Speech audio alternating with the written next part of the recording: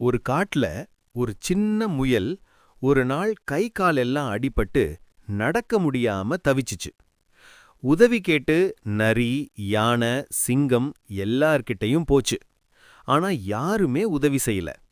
இனிமே யாருக்கும் நானும் உதவி செய்ய மாட்டேன்னு முயல் நினைச்ச அந்த நேரத்துல ஒரு கரடி வந்துச்சு. வா, கவலைப்படாத என்று சொல்லி முயலை வீட்டுக்கு கூட்டிட்டு போச்சு.